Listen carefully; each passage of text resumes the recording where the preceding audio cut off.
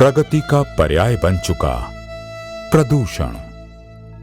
शहर की संकरी चौड़ी सड़कों पर दौड़ती हजारों लाखों गाड़ियों का शोर और धुआं, छोटे बड़े कारखानों से जहर उगलती चिमनियां, गहरी धूल और गर्द से सनी आसपास की हवा और एक ताजा सांस को तरसता हर एक शहरी।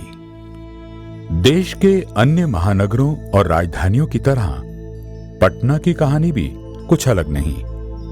ऐसे में राहत का एक निशान स्थल है जो बिहार की राजधानी को दूसरी राजधानियों से अलग करता है, संजय गांधी जैविक उद्यान।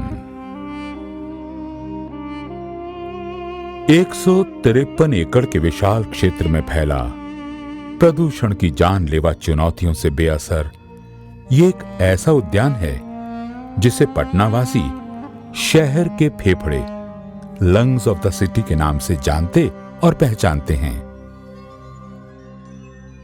संजय गांधी जैविक उद्यान बिहार की शान है। 99 प्रजातियों के 1200 से भी ज़्यादा जंगली जानवर और 300 से भी ज़्यादा वनस्पति प्रजातियों के साथ जुड़ा हुआ यह संजय गांधी जैविक उद्यान यहाँ आने वाले दर्शकों को प्रकृति की संपूर्ण छटा का एहसास दिलाता है। शहर के बीचों बीच स्थित यह जैविक पार्क लोगों को प्रकृति को नज़दीक से देखने का, उसे समझने का, जंगली जानवरों के नज़दीक रहने का और उन्हें नज़दीक से समझने का एक अद्भुत मौका देता है।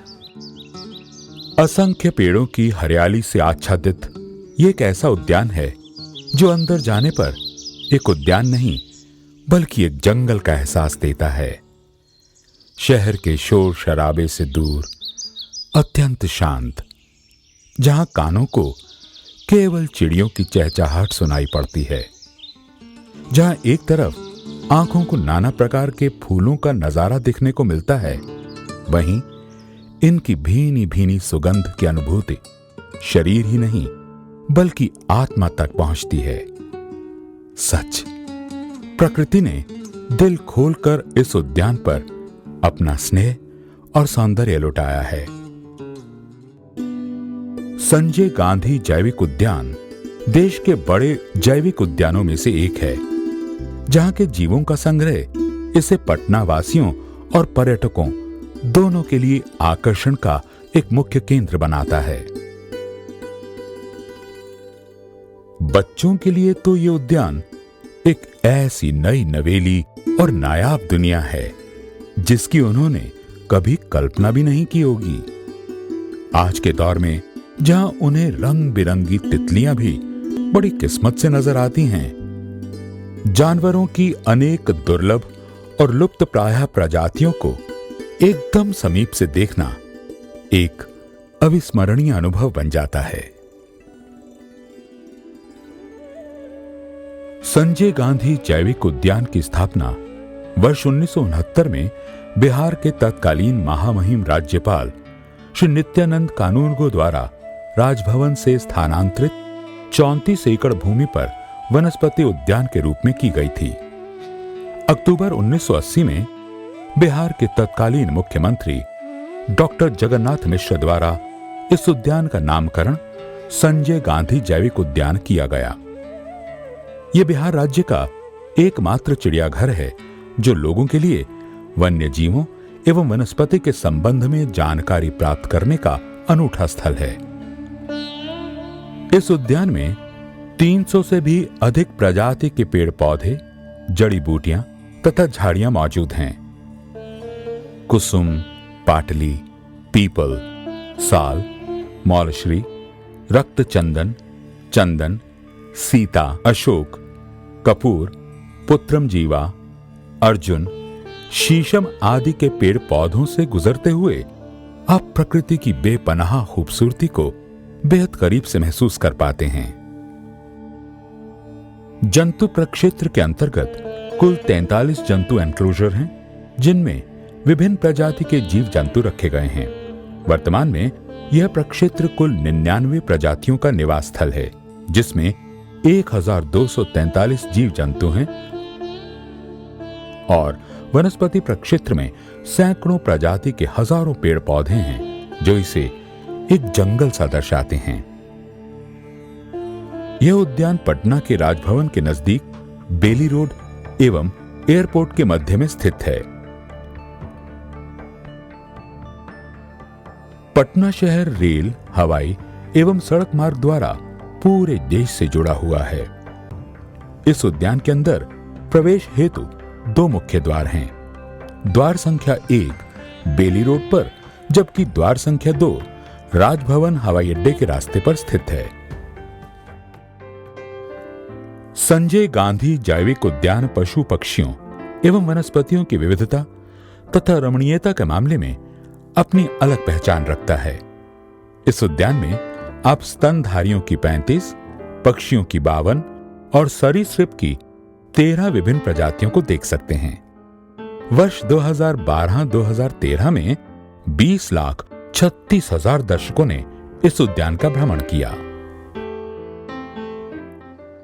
संजय गांधी जैविक उद्यान वन्य प्राणियों के संबंध में जागरूकता पैदा करने का एक साधन ही नहीं, एक जनसेवा यानी पब्लिक सर्विस का भी काम करता है। संजय गांधी जैविक उद्यान में प्रतिवर्ष लगभग 20 लाख दर्शक आते हैं और प्रशासन का यही प्रयास रहता है कि जो भी व्यक्ति जैविक उद्यान में आए, भ्रमण के बाद एक सुखद अनुभूति की याद लेकर के यहाँ से जाएं। सभी दर्शकों से हम लोग का यही अपील है कि चिड़ियाखाना आए तो यहाँ के नियमों का पालन करें और भ्रमण का आनंद उठाएं। आइए इस उद्यान के पशु पक्षियों की प्रजातियों और वनस्पतियों की किस्मों का एक नजारा लें। गैंडा इस उद्यान की फ्लैगशिप स्पीसीज है। मूल रूप से भारत, नेपाल तथा हिमालय के तराई क्षेत्र में पाया जाने वाला प्राणी, ये एक सींग वाला गैंडा विश्व में पाए जाने वाले गैंडों की कुल 5 प्रजातियों में से एक है, जिनमें 3 एशिया में तथा 2 अफ्रीका में पाई जाती हैं। संजय गांधी जैविक उद्यान में वर्तमान में कुल 14 गैंडे हैं और गैंडों की संख्या के आधार पर यह उद्यान विश्व के दूसरे स्थान पर है। पहला स्थान सैन डिएगो जू अमेरिका का है। तेज धूप एवं कीड़ों से बचाव के लिए यह कीचड़ में लौटना पसंद करता है।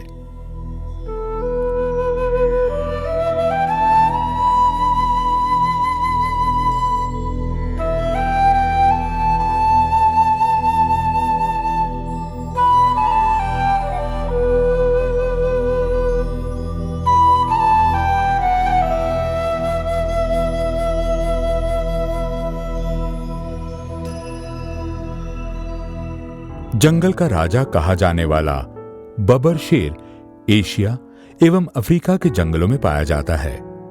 भारत में गुजरात के गिर वन इनका प्राकृतिक प्रवास स्थल है। बिल्ली प्रजाति में बाघ के बाद दूसरा सबसे बड़ा जानवर बबर शेर समूह में रहना पसंद करता है। एक समूह में इनकी संख्या 15 या अधिक हो सकती है। नर बबर शेर की गर्दन पर झब्बेदार बाल होते हैं जिसे केसरी कहते हैं। मादा के गर्दन पर झब्बेदार बाल नहीं होते। वयस्क शेर की लंबाई 9 फीट तथा ऊंचाई 3.5 फीट, वजन 170 किलोग्राम तक होता है। यह विशेष परिस्थिति में 80 किलोमीटर प्रति घंटा की रफ्तार से दौड़ सकता है। इस उद्यान में 7 बबर शेर हैं। 2012 में 1 शावक तथा 2013 में 2 शावकों का जन्म हुआ।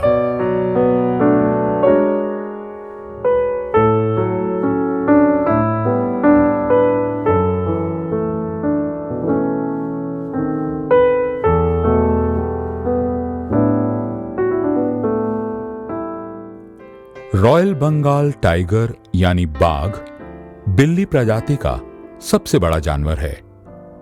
शुष्क पतझड़ वन एवं घास के मैदान में 60 से 100 किलोमीटर तक अपनी हुकूमत कायम कर अकेला रहना पसंद है इसे। बाघिन का प्रभुत्व क्षेत्र लगभग 20 वर्ग किलोमीटर है। यह सीमा का निर्धारण वृक्ष के तने, डाल, छाल पर मूत्र त्याग कर तथा अपने पंजों से निशान बनाकर करते हैं। वन में बाघों की औसत आयु 13 से 14 वर्ष होती है, जबकि चिड़ियाघरों में ये 20 वर्ष तक जीवित रह सकते हैं। सफेद बाघ भी रॉयल बंगाल टाइगर की ही प्रजाति है, जिनका रंग एक विशेष जीन के कारण सफेद हो जाता है। सबसे पहला सफेद बाघ मध्य प्रदेश के रीवा राज के महाराजा मार्तंड सिंह ने गोविंदगढ़ जंगल में देखा और पकड़ा था। इस उद्यान में 2 सफेद बाघ और 2 सामान्य बाघ हैं।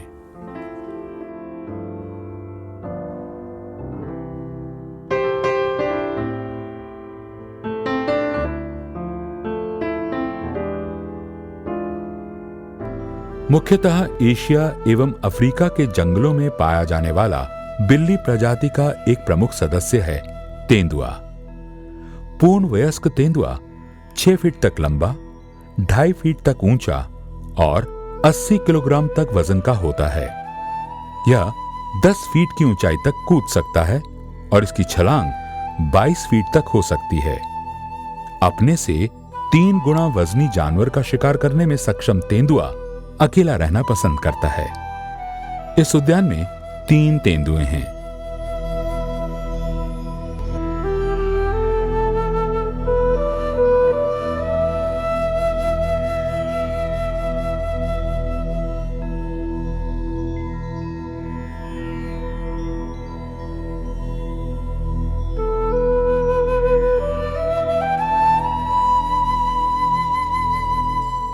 तेंदुए की तरह दिखने वाला ये मध्यम आकार का बिल्ली प्रजाति का जानवर चीता बिल्ली है, जो चूहे और पक्षी को बड़े ही चाव से खाता है।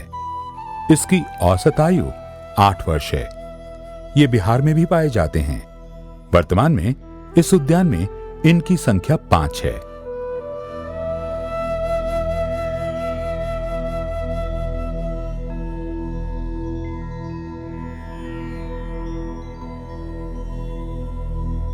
पूरे भारत में पाया जाने वाला मध्यम आकार का ये जानवर बिल्ली प्रजाति का सदस्य है।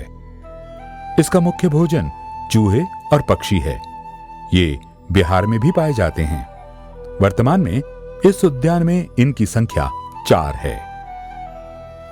कुत्ते की तरह दिखने वाला लकड़बग्घा भूरे रंग का होता है, जिस पर काले निशान होते हैं। इसका सिर गोलाकार तथा थूथन काला नुकीला होता है। इसके आगे के पैर पिछले पैर की तुलना में बड़े होते हैं। काफी मजबूत जबड़ों वाले लकड़बग्घों में देखने, सुनने और सूंघने की काफी तीव्र शक्ति होती है। यहाँ 2 लकड़बग्घे हैं। हाथी उद्यान में शाकाहारी प्रजाति का सबसे बड़ा जीव। यह प्रजाति मूल रूप से अफ्रीका एवं एशिया में पाई जाती है। यह धरती पर पाया जाने वाला विशालतम स्तनधारी जंतु है। इसका वजन 5000 किलोग्राम तक एवं ऊंचाई 10 फीट तक होती है। यह प्रतिदिन लगभग 150 किलोग्राम तक खाना खाता है और 125 लीटर तक पानी पीता है। इस उद्यान में एक हाथी है।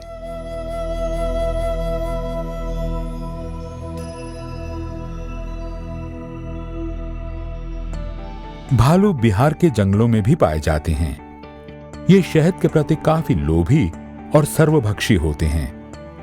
उद्यान में 10 भालू हैं। नुकीले कांटों से भरे शरीर वाला ये जानवर साहिल है। ये कांटे इन्हें आत्मरक्षा भी प्रदान करते हैं।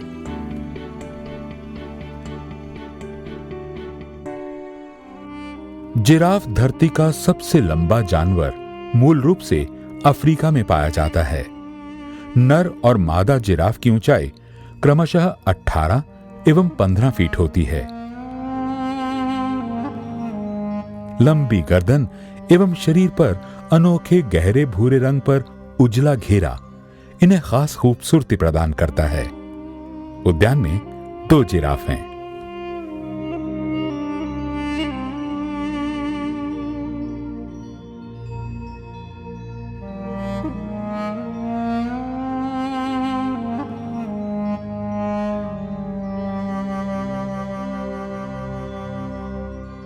मणिपुर का राजकीय पशु है ये गहरे भूरे रंग का संघाई हिरण।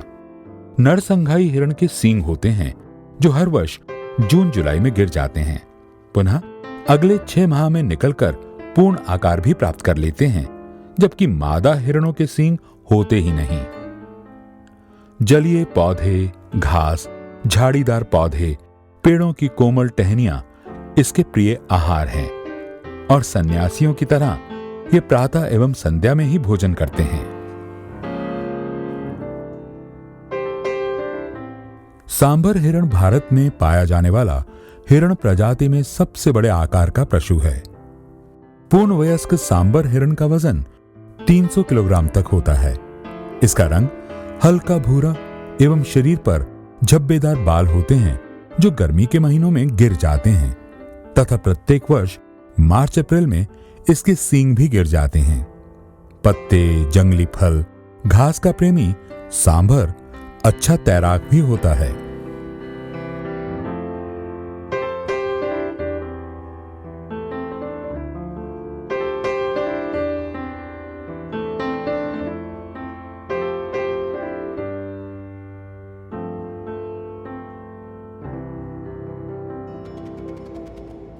चीतल भारतवर्ष में पाया जाने वाला सबसे सामान्य हिरण है। यह बिहार में भी पाया जाता है। शरीर पर सुनहरे लाल रंग, उजले धब्बे इसकी पहचान है। विशेष परिस्थिति में यह 65 किलोमीटर की रफ्तार से दौड़ सकता है।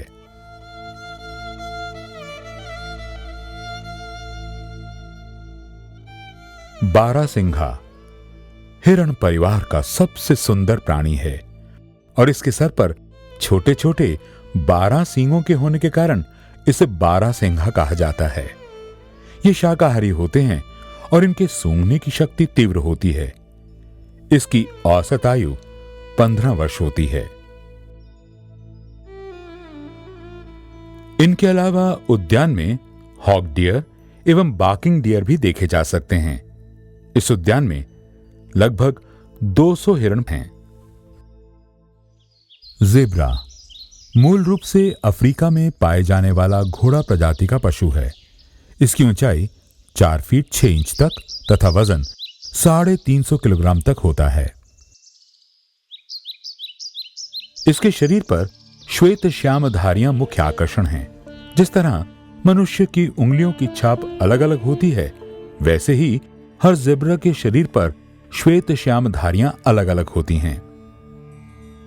यह समूह में रहता है और दुश्मनों से बचाव के लिए आड़ा तिरछा दौड़ता है। इस उद्यान में एक ज़ेब्रा है।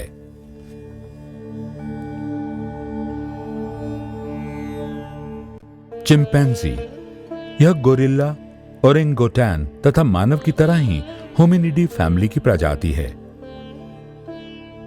सामान्यतः चिंपैंजी तथा बोनोबो इनकी 2 प्रजातियां हैं। बनावट, आहार व्यवहार एवं वंशानुगत गुणों में मानव से सबसे करीब चिंपैंजी मूलतः अफ्रीका महाद्वीप के जंगलों में पाए जाते हैं।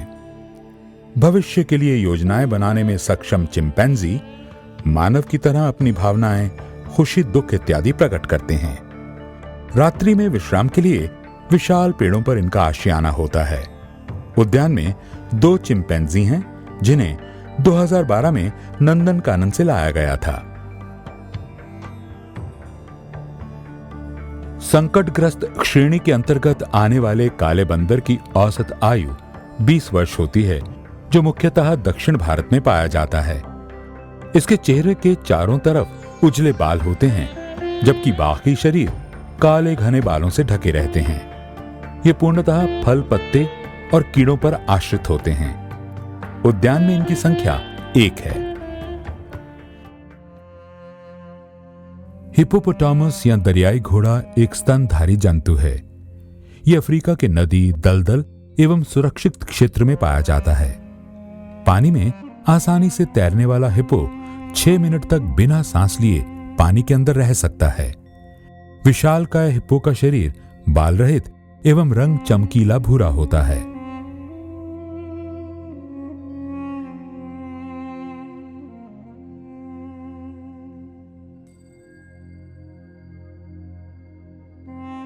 उत्तर भारत के उपमहाद्वीप में पाया जाने वाला सबसे बड़ा सरीसृप है घड़ियाल। इसकी पहचान इसके लंबे पतले थूथन हैं। नर के थूथन पर गोला उभार होता है जो मादा में नहीं होता। शरीर की लंबाई 13 से 19 फीट तथा वजन लगभग 450 किलोग्राम होता है। इनके ऊपरी जबड़े में 58 तथा निचले जबड़े में 50 दांत होते हैं। मछलियां इनका मुख्य आहार हैं। कमजोर पैरों के कारण घड़ियाल जमीन पर ठीक से नहीं चल पाते। वहीं पानी में ये बेहद चंचल होते हैं। उद्यान में इनकी संख्या 100 से भी ज्यादा है।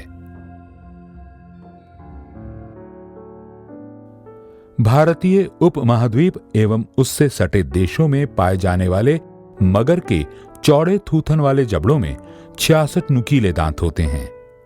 इसका रंग गहरा भूरा होता है। पानी में ये 18 किलोमीटर प्रति घंटा की रफ्तार से तैर सकते हैं। मादा मगर एक वर्ष में लगभग 48 अंडे देती है।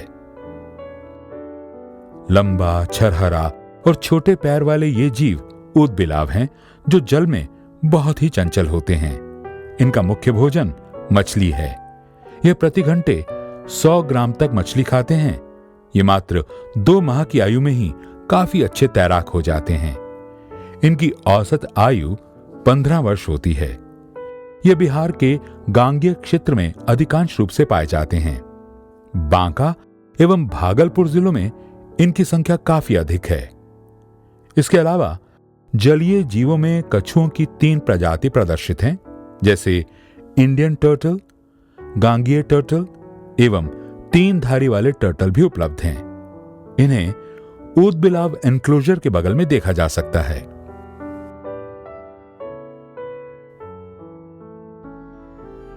रोमांच और खौफ से भरा है ये सांप घर। यहां पर 7 प्रजातियों के 68 सांप हैं, जिनमें प्रमुख हैं नाग, अजगर, धामन।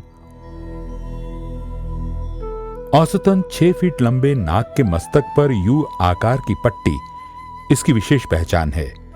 भारत में सबसे ज्यादा इसी सांप के काटने से लोग मरते हैं, क्योंकि ये सभी जगह पाया जाता है। इसका मुख्य भोजन है चूहा, छिपकली और मेंढक, जिसके लिए ये मानव बस्तियों के आसपास घूमता है।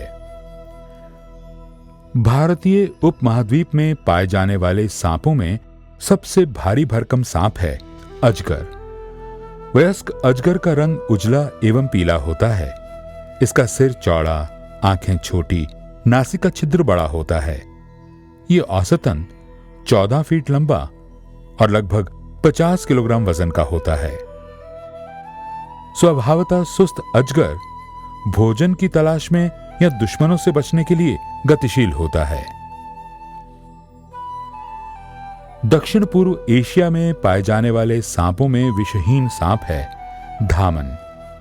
शुष्क स्थलों में पीले रंग तथा गीले स्थलों पर इसका रंग काला होता है। औसत लंबाई 6 फीट, पूंछ पतली, नासिका छिद्र बड़ा होता है। इनके अतिरिक्त सांप घर में सैंड बोआ एवं रसेल वाइपर भी देखे जा सकते हैं। उद्यान के वातावरण में पक्षियों की चहचहाहट की गूंज से अनोखा संगीत उत्पन्न होता है। अनेक प्रजातियों के पक्षियों में राष्ट्रीय पक्षी मोर के अलावा विभिन्न प्रकार के फेजेंट, जैसे गोल्डन फेजेंट, सिल्वर फेजेंट आदि को देखने का अनोखा स्थल है ये। इस उद्यान में 2 ऐसे भी पक्षी हैं जो उड़ तो नहीं सकते, लेकिन यहां आने वाले दर्शकों के लिए बड़े ही आकर्षण के केंद्र हैं, जिनका नाम है एमू एवं कैशवरी। एमू मूल रूप से ऑस्ट्रेलिया में पाया जाता है। इसकी ऊंचाई 5 फीट तथा वजन 50 किलोग्राम होता है। इसके अंडे का वजन 700 से 900 ग्राम तक तथा रंग गहरा हरा होता है। सामान्यतः मुर्गी के अंडे से 10-12 गुना बड़ा होता है।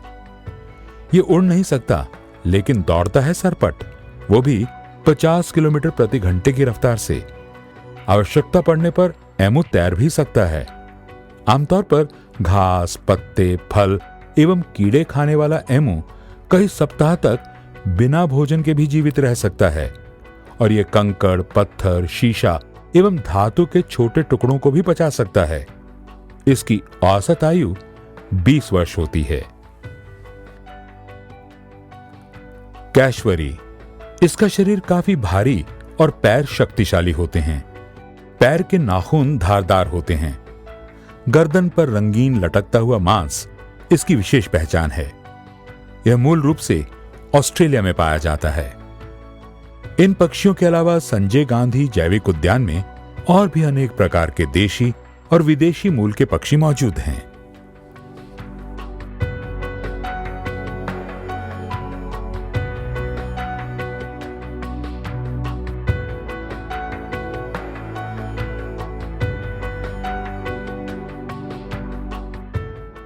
यहां के जलीय पक्षियों में मुख्य हैं बतख, रोजी पेलिकन, मलाड, ब्राह्मणी बतख, मॉस्कोवियन बतख, bar headed goose, pochard, red crested pochard, Indian moorhen. स्थलीय पक्षियों की प्रजातियां हैं heron night, sarus crane, common crane, blossom headed parakeet, grey hornbill, Indian pied hornbill, red jungle fowl, common kite, hill myna, love birds, कोकाटील, तोता, चील, उल्लू, बाज, उजला मोर, स्पॉटेड डव, बजरीगर एवं राष्ट्रीय पक्षी मोर दर्शकों को आकर्षित करते हैं। विशेष तौर पर बच्चों की जानकारी हेतु इसे शिशु उद्यान के बगल में प्रदर्शित किया गया है। उद्यान में रह रहे सभी वन्य जीवों के उत्तम स्वास्थ्य की व्यवस्था, उद्यान के रखरखाव को उच्चतम स्तर पर बनाए रखने एवं आने वाले दर्शकों के दिलों में जानवरों के प्रति संवेदना पैदा करने के अपने कर्तव्य के प्रति उद्यान प्रशासन पूरी तरह तत्पर है।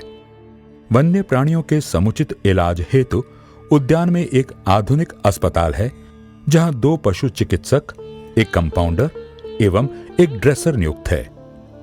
अस्पताल में मुख्य रूप से एक सघन चिकित्सा कक्ष, एक ऑपरेशन कक्ष, एक्सरे कक्ष, एक इंक्यूबेटर कक्ष, दवा भंडार, पैथोलॉजी कक्ष उपलब्ध हैं। उद्यान के पक्षियों और छोटे जानवरों के बीमार होने पर उनके समुचित इलाज के लिए उन्हें यहां भर्ती भी किया जाता है।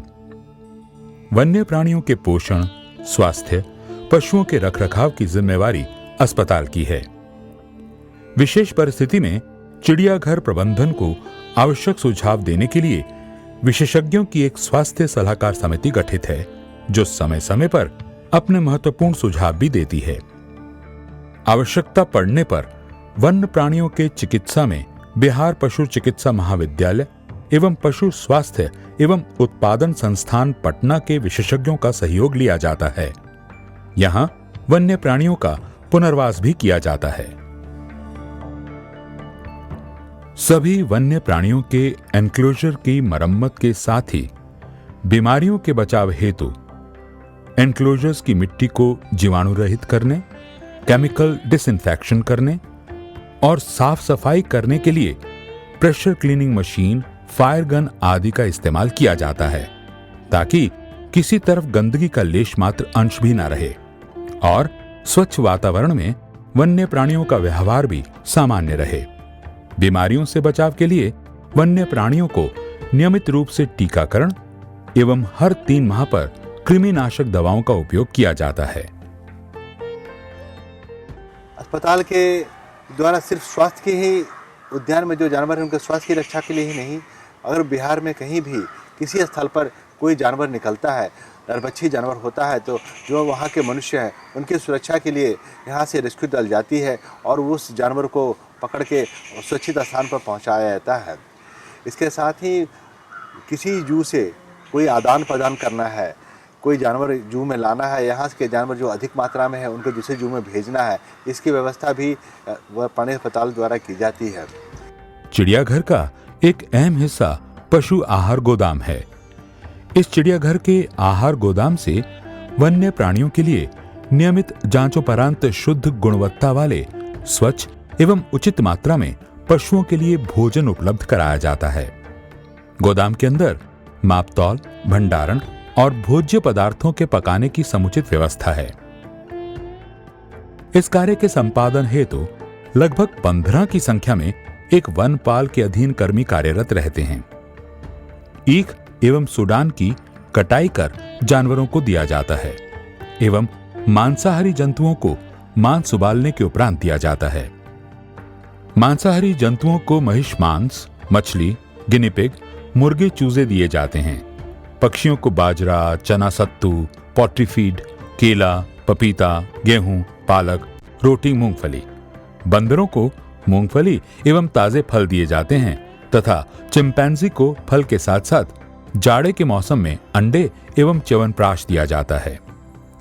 शाकाहारी जंतुओं को डियर मैश, चना, गेहूं भूसा, धान भूसा, सुढान घास, बरसिम घास एवं जाड़े के दिनों में महुआ तथा ईख दिए जाते हैं।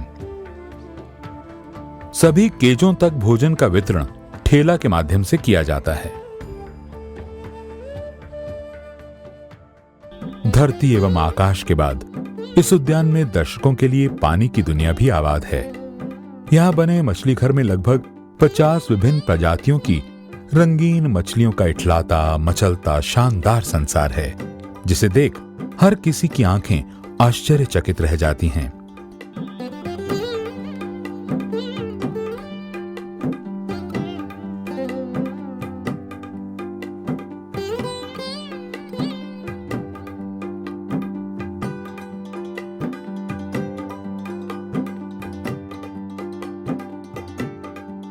इस मछली घर का निर्माण मछली के आकार में पुराने झील के बीच में एक द्वीप बनाकर किया गया है, जहां दर्शकों के बीच फोटो खिंचवाने की होड़ मची रहती है।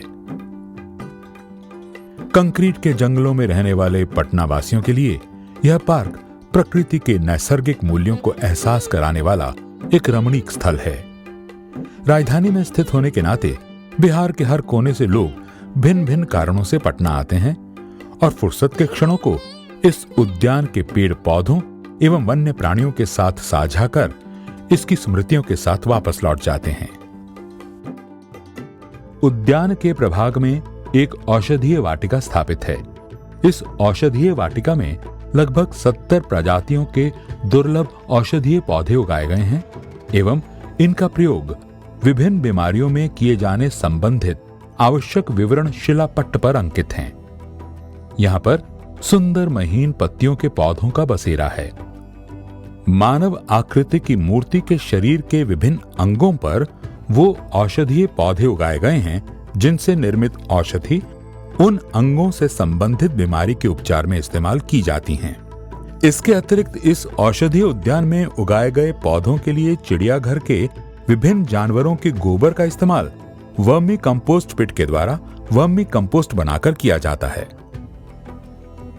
फन हाउस, इसमें 44 प्रजाति के पौधे हैं जो प्रायः ठंडी जगहों में ही पाए जाते हैं। इस संरचना के अंदर तापमान एवं आर्द्रता को कृत्रिम रूप से पौधों की प्राकृतिक आवश्यकता के अनुसार नियंत्रित किया जाता है। कैक्टस हाउस में 30 प्रजातियों के ऐसे पौधे हैं जो प्रायः मरुस्थलीय क्षेत्रों में मिलते हैं। यह दर्शकों के बीच आकर्षण का केंद्र है। लगभग 1 एकड़ में फैले हुए इस गुलाब गार्डन में अनेकों रंग के गुलाब इसकी शोभा बढ़ाते हैं। यह उद्यान में आने वाले बच्चों एवं स्त्रियों के बीच मुख्य आकर्षण बिंदु है।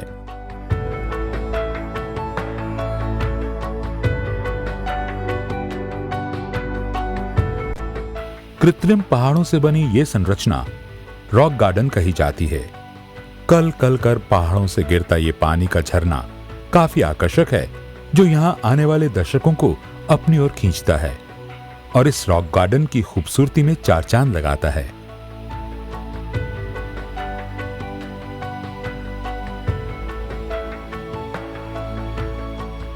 इस पर लगे ये हरे भरे पौधे इसे प्राकृतिक पहाड़ का रूप देते हैं।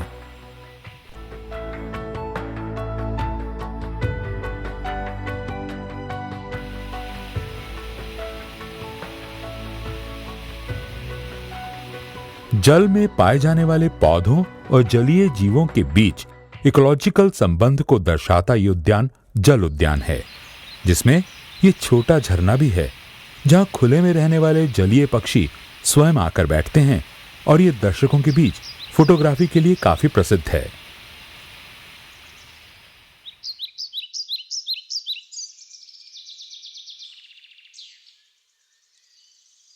अब हम रंग बिरंगे साम्राज्य में प्रवेश कर चुके हैं। ये वही फूल हैं जो सूखकर किताबों में जगह पाते हैं। अपनी मिट्टी को कसकर पकड़े ये हसीन फूल समानियत पैदा करने के साथ साथ कभी भी अपनी जमीन ना छोड़ने की सीख दे रहे हैं।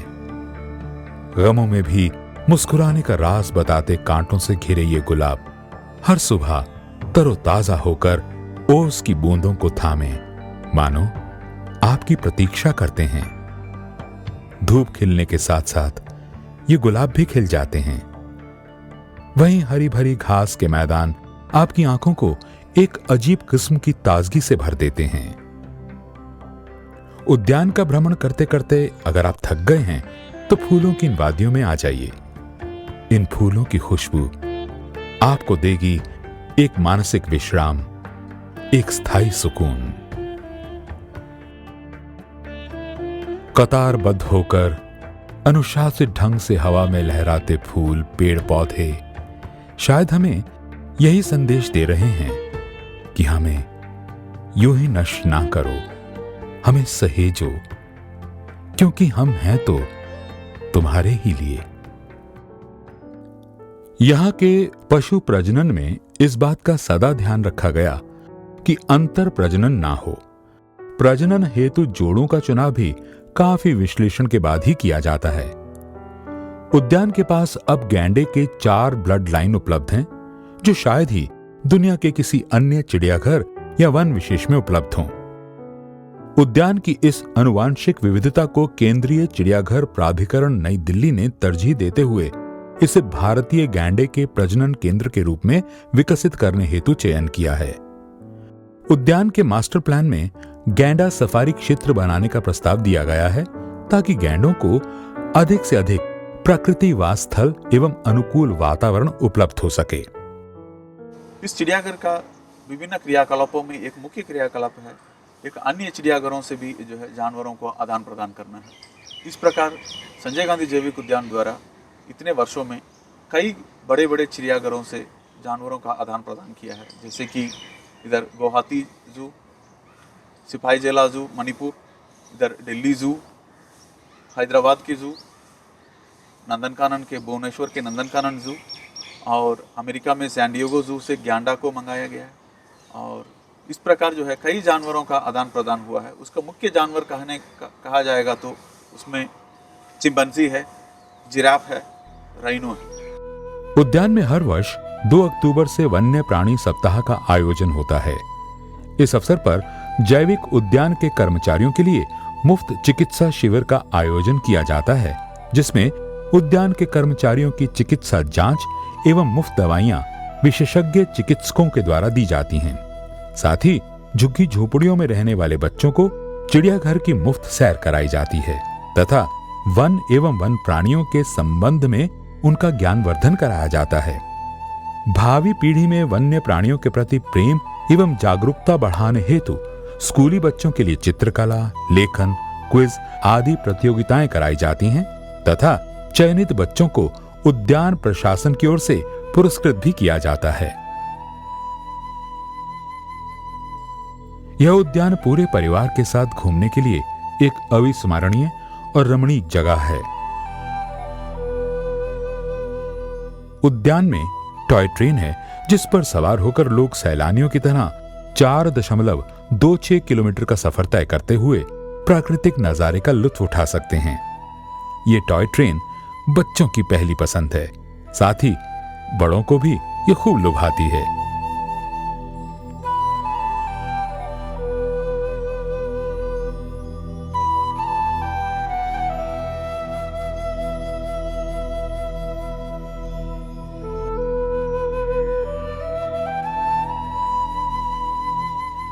इसके साथ साथ यहाँ पर बच्चों के लिए खास चिल्ड्रन पार्क भी है, जिसमें उन्मुक्त होकर खेलते घूमते यहां पर बच्चे अपनी मुस्कान बिखेरते रहते हैं।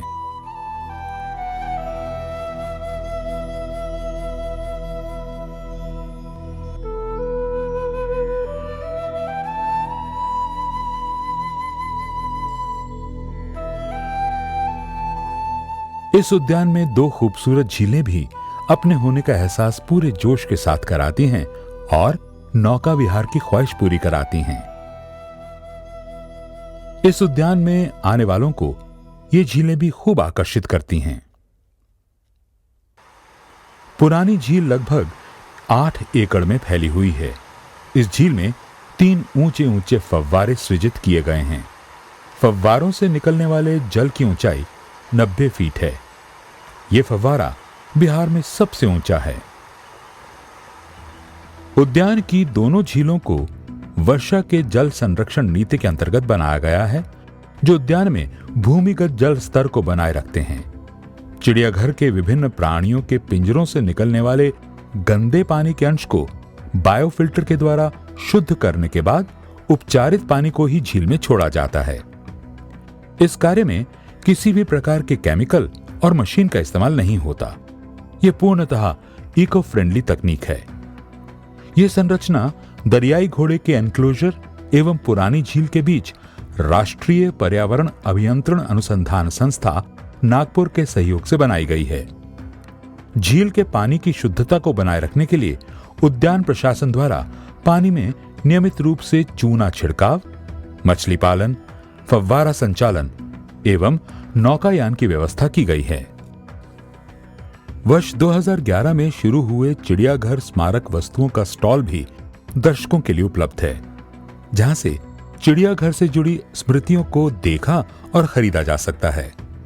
दर्शकों के लिए इस उद्यान में किराए की साइकिलें भी उपलब्ध हैं, जिस पर दर्शक उद्यान का भ्रमण कर सकते हैं। उद्यान में बैटरी द्वारा संचालित गोल्फ कार्ट की सुविधा भी है, जो वर्ष 2011 में शुरू हुई। ये शोर एवं प्रदूषण रहित है, जिनकी कुल संख्या 9 है। इस गाड़ी से उद्यान में घूमने में लगभग 45 मिनट लगते हैं। यहां विकलांगों को भी घूमने में कोई समस्या न हो, इस बात का विशेष ध्यान रखा गया है। उद्यान के बीचों बीच झील के किनारे मयूर रेस्तरां है। यहां आने वाले दर्शकों के लिए आवश्यकता अनुसार खाने के लिए शाकाहारी अल्पाहार का विशेष प्रबंध है। इसके अलावा यहां गर्म एवं ठंडा पेय, आइसक्रीम आदि भी उपलब्ध हैं। उद्यान में विभिन्न स्थानों पर स्वच्छ पेयजल की सुविधा उपलब्ध है। महिलाओं एवं पुरुषों के लिए साफ सुथरे प्रसाधन कक्ष विभिन्न स्थानों पर निर्मित हैं। निदेशक कार्यालय भवन में एक समृद्ध वन एवं वन्य प्राणी से संबंधित लाइब्रेरी है, जिसे उद्यान में आने वाले दर्शक, उद्यान कर्मी एवं पदाधिकारी कार्य अवधि में उपयोग करते हैं।